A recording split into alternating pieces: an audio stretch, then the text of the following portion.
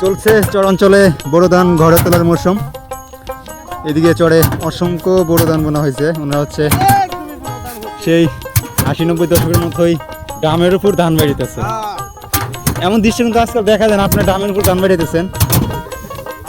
মানুষ যদি মেশিনই করে, আপনি যদি ডামই করতেছেন।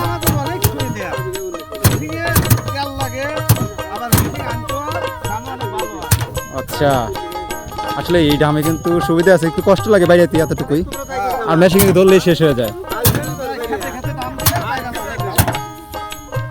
এরকম দৃশ্য কিন্তু সেই অনেক আগের দেখা যায়, তো এখন খুবই কম দেখা যায়। আমি অনেকদিন পর দেখলাম। আমাদের চর অঞ্চলে বর্তমান অনেক বড় ধান বোনা আছে, অনেক।